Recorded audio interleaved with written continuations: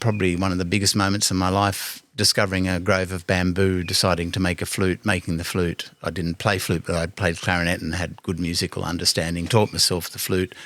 But I was just blown out. It was love at first play, just this idea you can make your own instrument.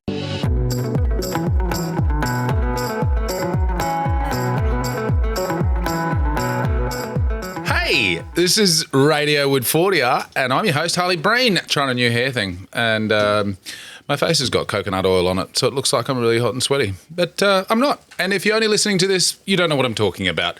This episode, I get to talk to, I would call him a music guru, instrument nerd, Linsey Pollak. I could talk to him for days and reckon I'd only just be on the verge of the beginnings of the depth of stories that he has. In this, he gives us a brief snapshot of an epic story that does connect him back here with the Woodford Folk Festival. An exceptional dude. He planned to go to university to be a scientist, and then that's manifested into him making an instrument out of a rubber glove and some hose pipe, amongst so many other things. Great story about planning to go to England for 3 months, which turned into 2.5 years, which turned into a life of experimentation with music and craft. And I just feel like he would be fine with me saying this. He is a perpetual toddler in the way that he has this excitement about things, and then we get to enjoy the fruits of that. So it's a good yarn. I enjoyed it. Linsey Pollak, how are you? I'm very well, thanks, Harley. No relation to Jackson. I looked it up. You've got different spelling. Different spellings, yeah. Yeah, he's got the extra C in the O. Yeah, but also I feel like just from what is in front of me, I think you're probably both quite abstract in your mind. Yeah, okay, and my mind immediately went for both using poles of different descriptions, in my case tubes. Yeah. I mean, for the person who's only listening and can't see the visual, what is in front of me on our little table looks like either you've got a home plumbing job to do, or you may be involved in some sort of bondage club, or you're like my 8-year-old child. That's probably the one. That's great, because it's I already know, because I know you well, Linsey, from Reputation, and I've seen you around this wonderful festival over the years, that these are musical instruments, but they do not present as musical instruments. That's right, yeah, and in a way that's sort of the whole beauty of it for me. Just pointing out to people that we should not take anything for granted, and whether it's not taking other people for granted, or whether it's not taking specific objects for granted, thinking they've got certain purposes because maybe they've got another purpose. Another purpose, yeah. I know, I'm really keen to get into it, and I can't wait to actually hear how these things that don't present as instruments sound. But I feel like me personally would like a bit more of you and your history, like where it started for you, I guess, as a musician, and also connected with this space in this festival. Okay, if we go right back to that first part of that question. So like a lot of kids, I had parents who were very encouraging, to explore different elements of the arts. And I was lucky in that sense that probably one of those life-changing moments for me was my mum finding an ad for a secondhand clarinet in the local paper and said, "How do you feel about playing the clarinet?" And I went, oh yeah? Okay. I'd say not many parents would suggest the clarinet. You don't think so? Just because of the uptick in skill, a beautiful instrument when you play it well. But, to quote Billy Connolly, sounds like a goose farting in the wind before you get there. Yeah, well, I hadn't heard that particular description that was before, a quote about his singing voice. That was him talking about his own singing voice. Now we're making sense. Yeah, okay. How old were you, Linsey, when that was? At that point I was 11, but I had also, so many sort of people started learning piano. I mean, so many people that don't also, but I was lucky enough to have that. It was something that I did and I sort of quite enjoyed, but being turned on by the clarinet, that for me was like really exciting. And so all through high school, I ended up playing, or first of all, in a band in first year, and then right through, which was we played all sorts of stuff, and so I was tootling away on the clarinet, playing Painted Black, and other Rolling Stones classics and Beatles classics and so on. And we had a band called the Rajas, RAJAZZ, which is, I know, it's a pretty corny name, but we thought it was cool. So I started through that, and I went going right through school with my mates, then playing in this band and also growing in our own way, so that by year 11 we were sort of experimenting and doing totally experimental out there stuff. For those that are old enough, they would remember that a lot of the lighting shows for all the great bands at that time were talking sort of late 60s and into the 70s, was a guy called LSD Fogg. And, great. And what a name. Yeah, I mean, his actual name is Roger Foley. No, it's LSD Fogg, yeah. And his light shows were brilliant. It was the old style, like oil lamp projections. And we wanted to do this out there performance, all improvised, based on a work by Cornelius Cardew called The Tiger's Mind, where every musician represented a character, and it was totally, goes for an hour and it's free form. And you're late teens at this stage? Yeah, so I was, I guess then 16 going on 17. What sort of school were you at to... just public primary, public high just school. Just a normal school. And I think it was a lot to do with my clarinet teacher. He was a really cool guy, so he took me in different directions. And I grew sick of by the time I'd been sort of learning from him for about 8 years, I grew sick of the normal classical repertoire. But he was also into quite avant-garde music, and so I sort of followed along there. And so this was that, like a little offshoot, but in a sense not, because now one of my main things is about improvisation and the beauty of creating music in the moment, and that started at that time. So anyway, is this like, to go back again? You already mentioned that your mum and your dad fostered this creativity. And that's got to be the biggest building block to this moment now at 16, 17 and putting on this huge show. What did your parents do? So my mum, by the time she had kids, she became a mum, a housewife, but she had actually been studying science, and she was... working at the uni when my dad came through doing a science degree, and little side sort of thing, their cheeks touched as they leant down over the microphone, and the rest is history. And that's how babies are made, children. That's right. Eventually, yeah. Well, not there in the lab, but eventually. And there were 4 of us that were made, but it was they weren't artists. I mean, they in fact wanted to play music, and they both got recorders and they played together, and they'd been playing for 6 months before they realised that one of them had a descant, one of them had an alto, and they actually should have been playing different notes at the same time, right, because everything was in parallel fifths. And so it's just... Right. But it's above my knowledge, but I understand. Yeah, and it doesn't really matter anyway. Sure. Yeah, so But they were in the other huge thing, which was we didn't have TV. Oh well, yeah. And so my 2 surviving sisters, twins, are both amazing visual artists.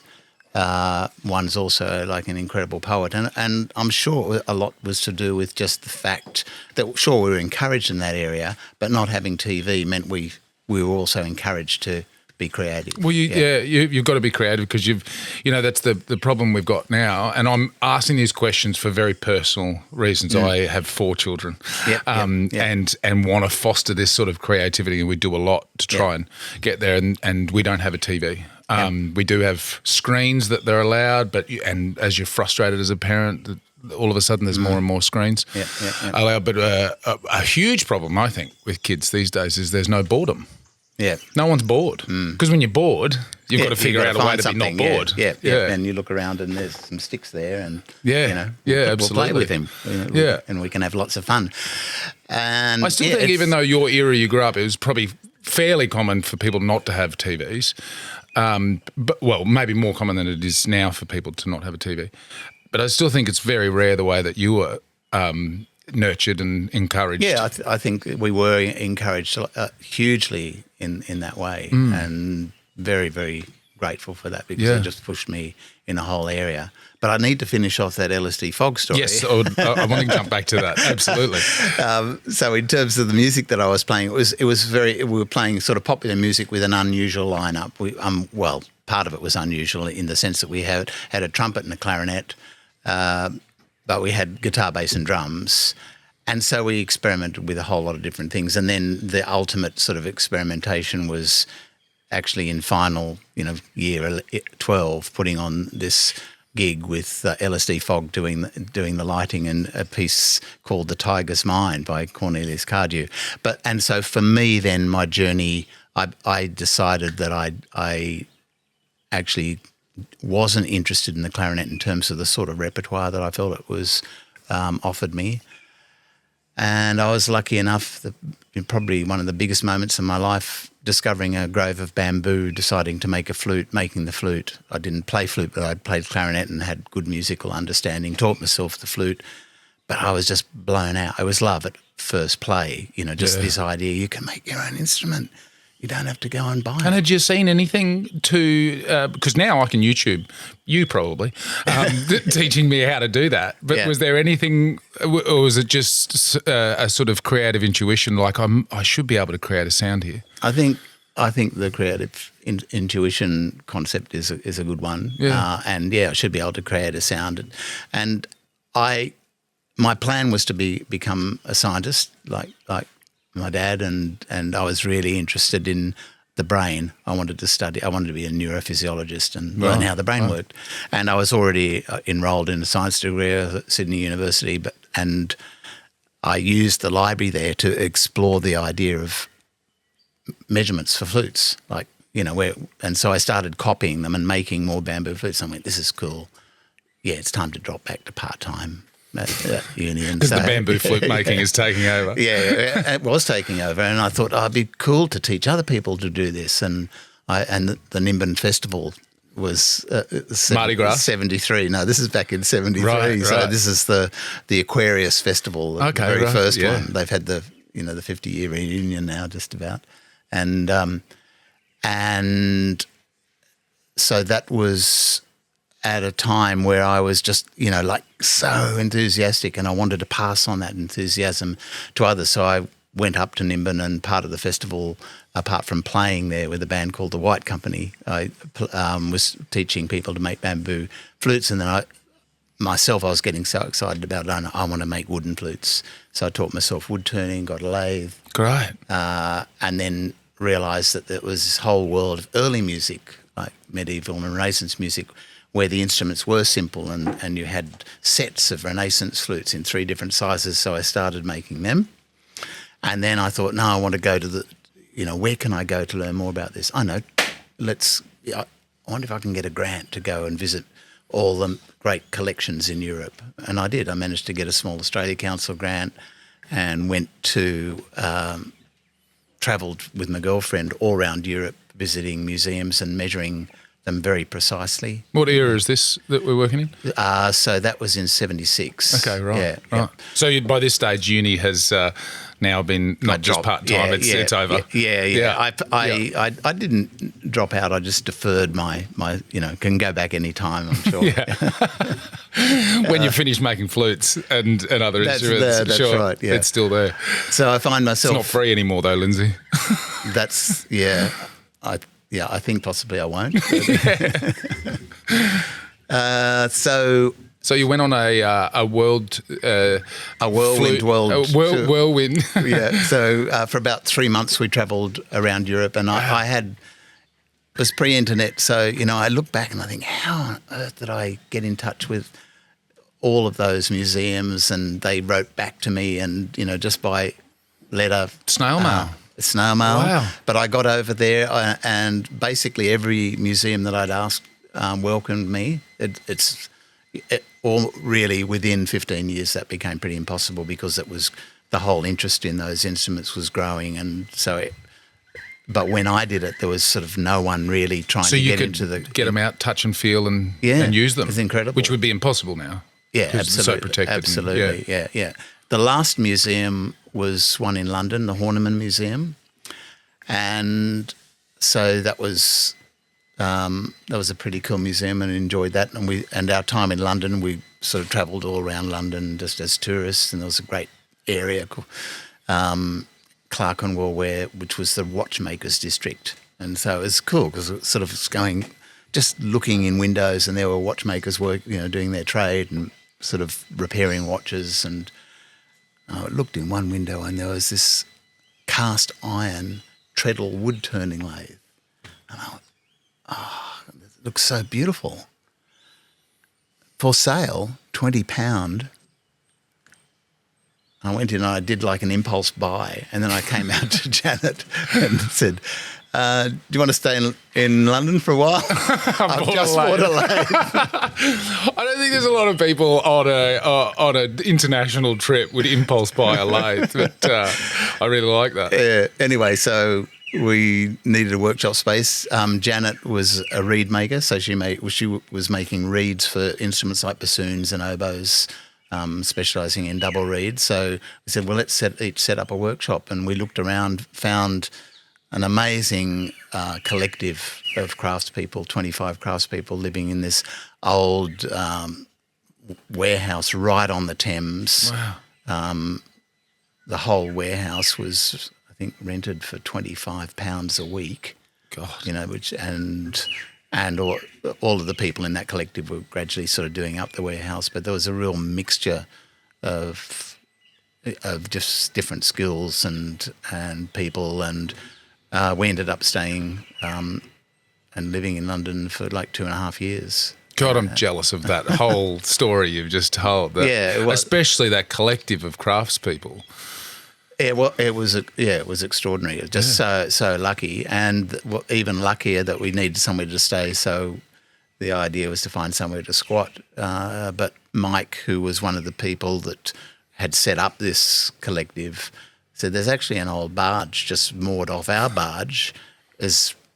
I'll talk to the barge repair company next door because they've just got it sitting there, and so we ended up squatting the barge with the blessing of the barge repairers for a couple of years. Door. It would have been a couple of years, except it sank. And that really dampened the accommodation. It did, but the barge repair people said, "Oh no, we'll weld it up." But it sank again about a few months later. So we squatted then a place nearby, and we ended up living there. But that sort of changed my life, obviously, that time, and I got right into instrument making.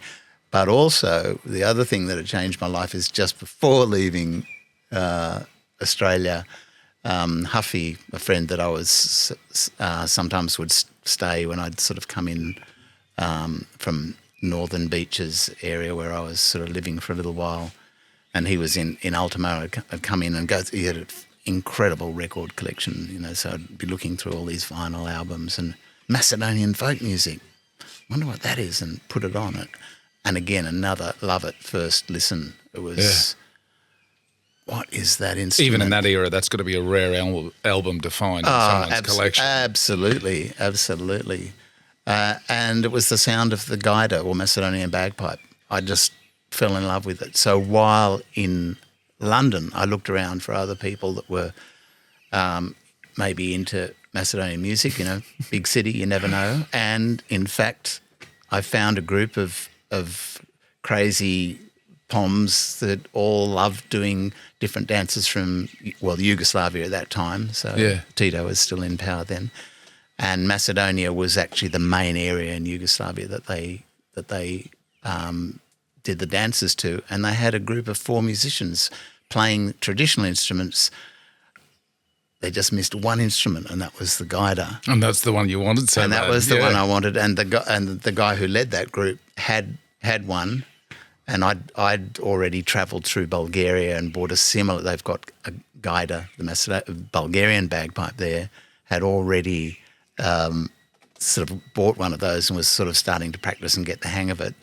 Macedonian guide is very similar. So what's the difference, if you can describe it, between a guide, the Macedonian bagpipe, and the bagpipe that probably most people know, the Scottish, Irish?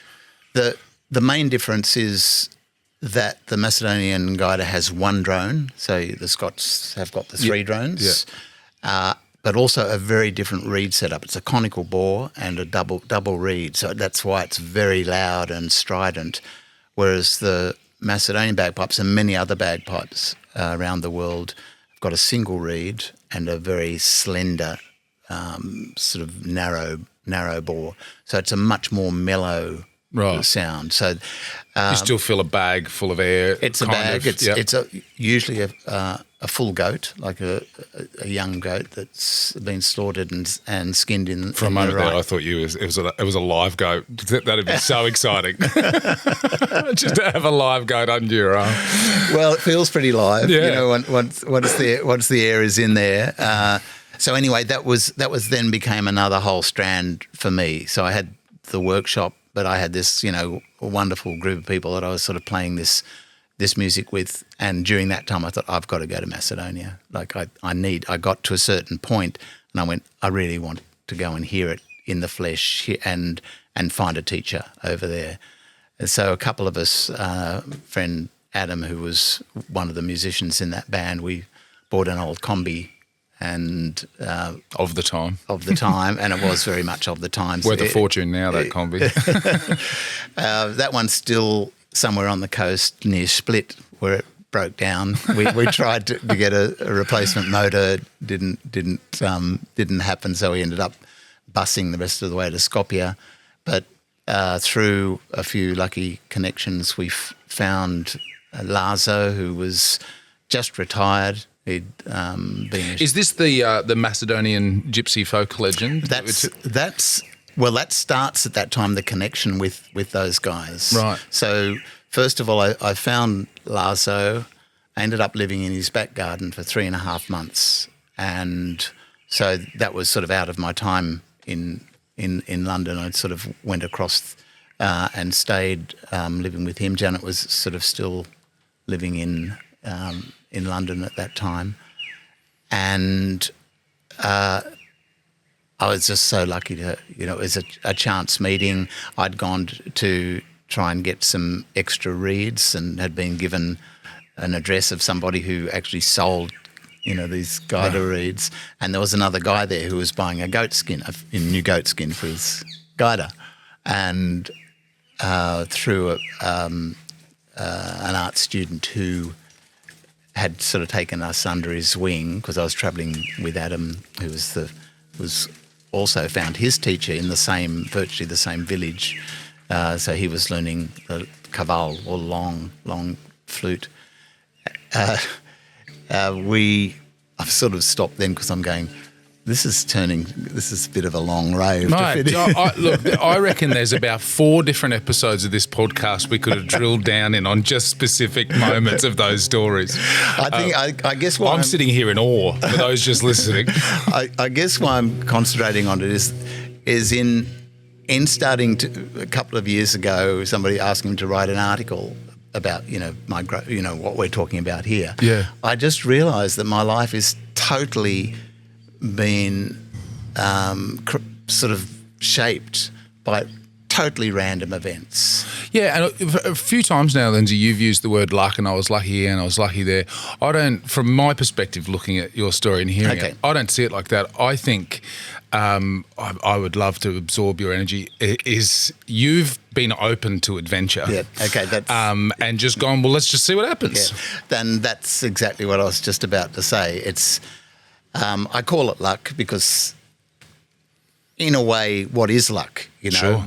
Luck has got a lot to do with the way you look at the world, and when you see the world, what you do with your part in the world. Yeah. And so I think those random events that happened, it needed me to say yes. Yeah, right. The bamboo grove. Yes, I'm going to try making a flute. I mean, this is what people now, modern day social media influencers have tried to monetize as manifesting. Yeah. But actually, this is the side of it where I look and go, no, it's real. If you open yourself up to something and, you know, the power of positivity and just go, I'm going to go and find this Macedonian guider, and then all of a sudden you're brought into a community and you meet these sorts of people. Yeah. Otherwise, well, that couldn't happen because you...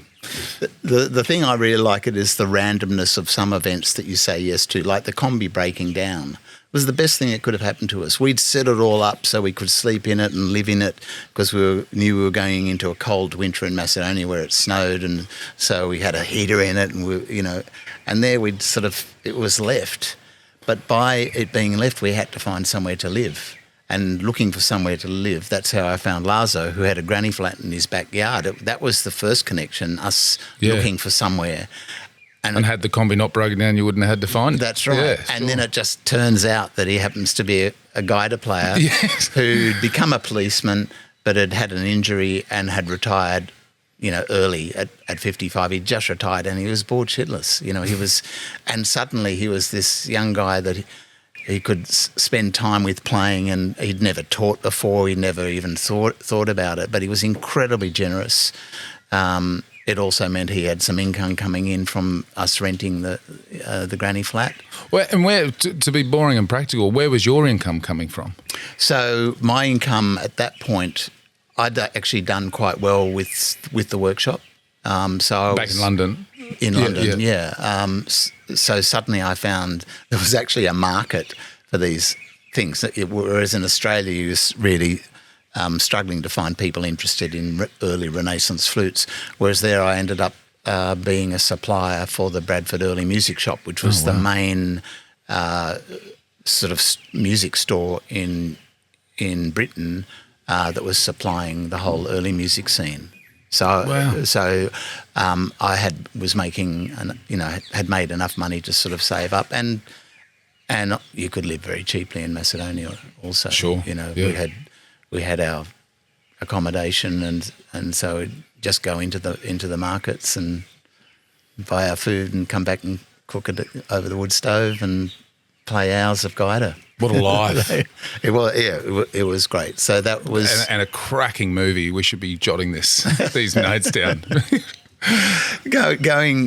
Adam and I stayed there for around about 3.5 months, then went back into the workshop to, build up the coffers again, also to be able to play that music and bring in the new sort of extra sort of technical ability that I now had on the Guider. And were you doing gigs at the same time? Is this you doing shows or just it's more just we did community kind of? Yeah, it was more community stuff and doing the odd show, but playing every Tuesday night for a dance group. That's what it's all about. The music and the dance together. Yes, right. And that for me was the best introduction I could have had. Yeah. And then the whole group was invited to go later that year in August. So we're now looking at 78. So I'd been living all through 77 in London and then going towards the end of the year to Macedonia, then back at the beginning of 78. And on a trip that was meant to last for 3 months. That's right, yeah. And so then we were in the whole group. I guess there were about 25 of us all together with all the dancers and so on. Maybe a little bit less, maybe about 20. Went to the most important folk music festival in Macedonia, and so in the middle of just all of these village groups that came from all over Macedonia. So it was an amazing place to be and met a lot of musicians. And by that time I had really rough street Macedonian. I could sort of enough to get by.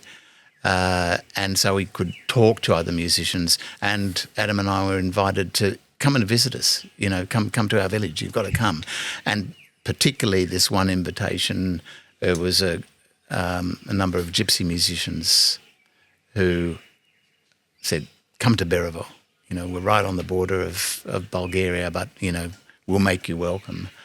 And we ended up taking up a lot of those offers, but in particular, the one that has had the longest now fruition was meeting Destanovsky, who was an amazing Zula player, and which is like a double reed, very, very loud double reed instrument.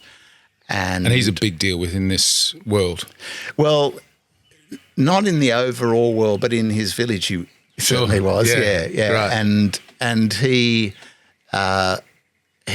invited us, and we went.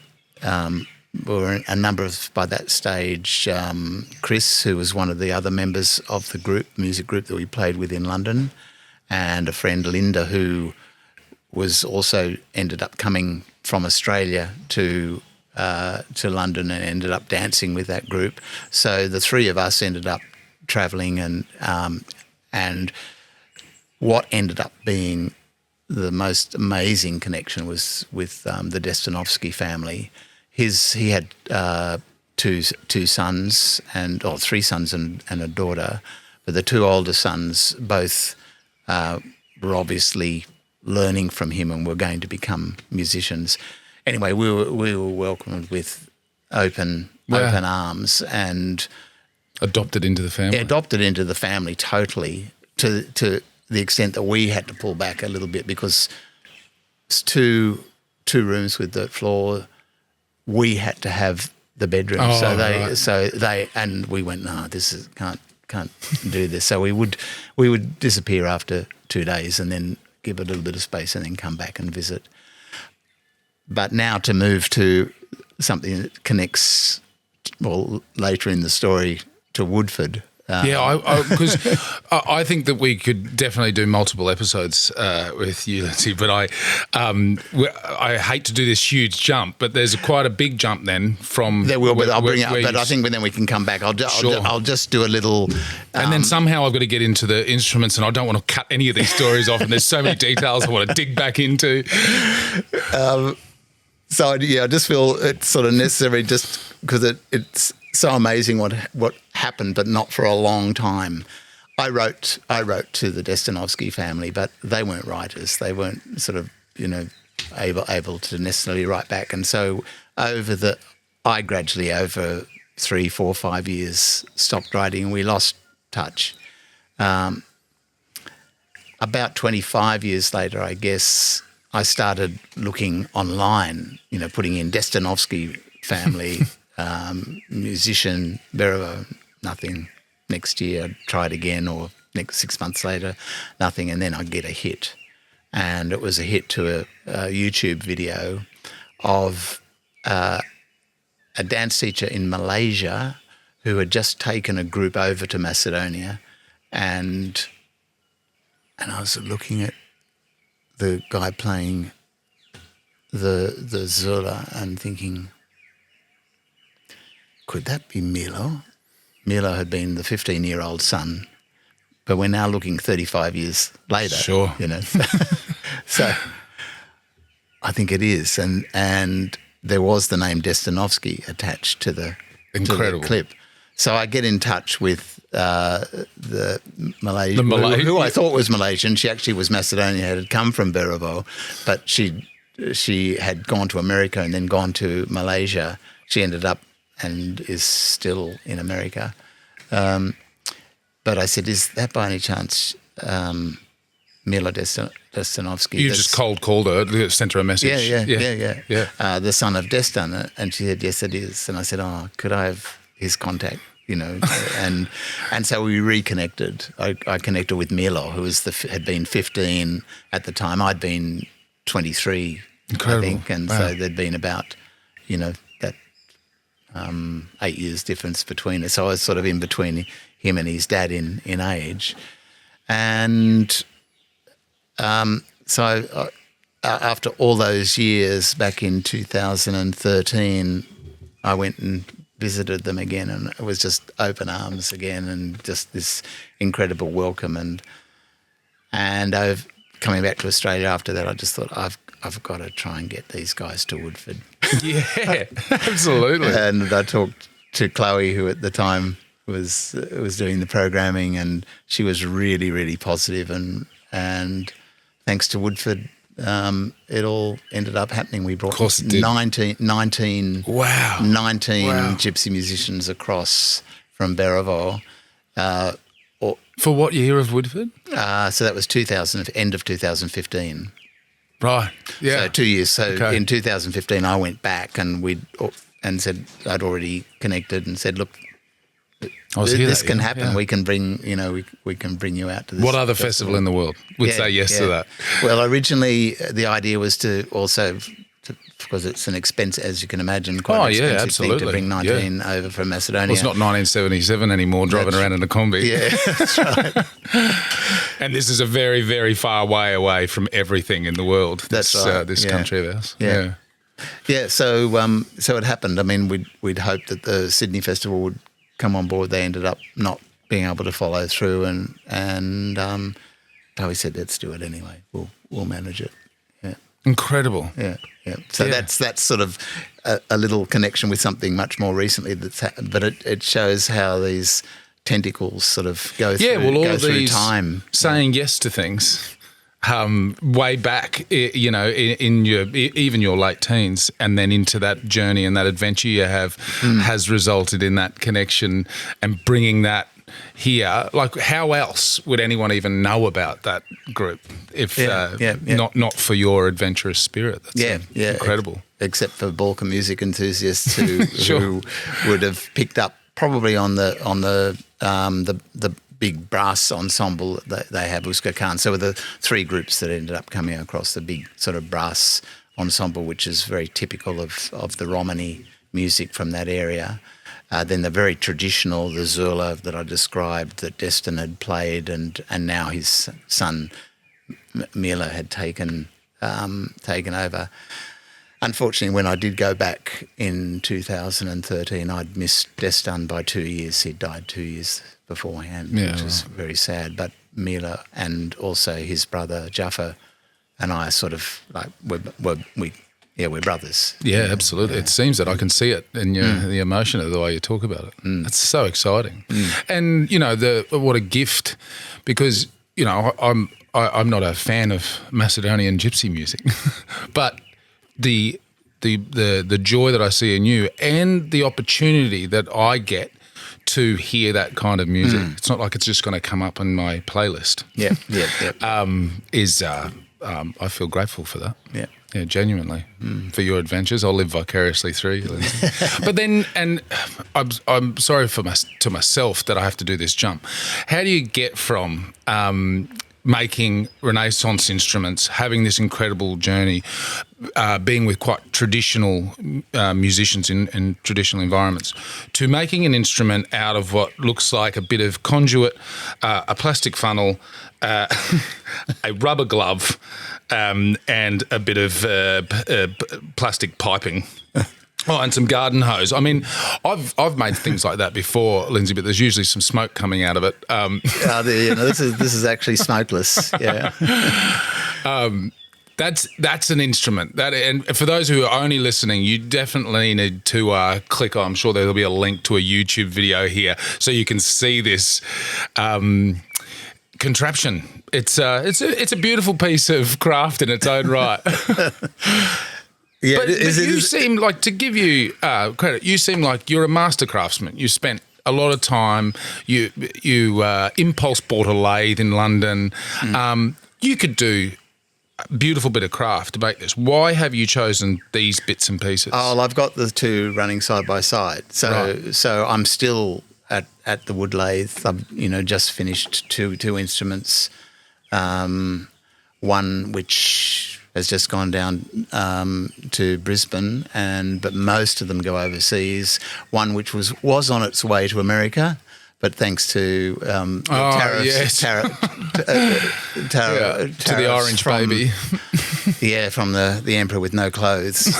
It's I don't want to see that.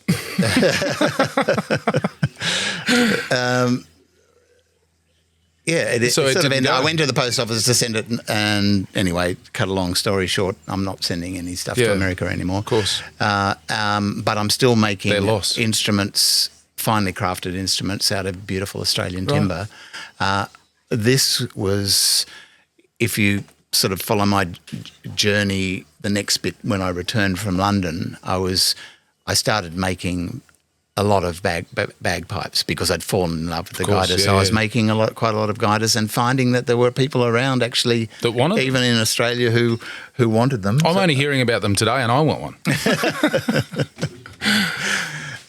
So I was making copies of Bulgarian guiders and Macedonian guiders in, particularly Gidgee and Mulga, which are desert timbers, and they're just perfect for it. They're just beautiful timbers for the Australian job. timbers.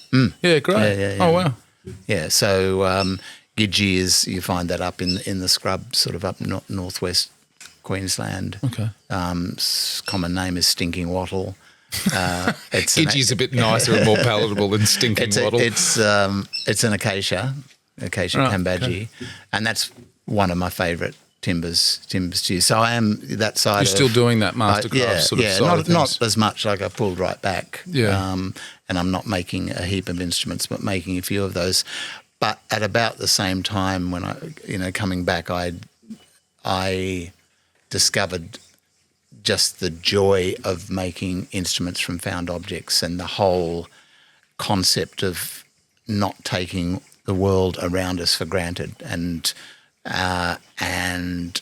realizing you could make a clarinet out of a carrot, and can make a bagpipe from rubber gloves, and so that started to be like a huge through line for the sort of work that I was doing. And it's also just to be silly and playful, Of course. which is so great. particularly that. Because I feel like, you could easily go the other way, maybe not you personally, but somebody who has what appears to be very fine skills in both making and playing could be very serious. And this is a very serious business. But it doesn't seem like there's any of that in it. No, It's no. like, Well, be silly. And particularly as a performer, because I was sort of mainly making instruments then, but I'd sort of have stretches where I'd be mainly in the workshop making instruments and then mainly performing. And I think now I'm at the end of it. Well, not the end, but sort of towards the end of a long stretch of mainly performing, and a lot of that was sort of moving up. In 1986, I met my current partner Jess, and she was just about to embark on a sort of a leatherworking apprenticeship, and so I followed her down to Adelaide, and then we ended up in a little place called Kin, so we could be closer to her two sons, and realised that I'd left all my musician friends behind in Sydney. So then that's where my solo shows started, which was a lot of what the sort of things that I started doing. And we're talking, this is back in sort of around about, 1990. That sort of. It's funny. Well, it's why I'm doing this podcast, Lindsay, because I just left Melbourne after 21 years and left all of my comedian friends behind. And I was like, I've got to start a podcast so I can meet new people. And I feel like I want to be a fast friend with you and come to your workshop. And I hate to be wrapping this up. I'm going to call it right now. We're definitely getting you back on. There's so much of your story I want to hear, but we do need to hear this wonderful contraption. So does this instrument have a name? This instrument is called... Wait for it. The rubber glove bagpipe. Excellent. Well, here is Linsey Pollak with the rubber glove bagpipe. Take it away.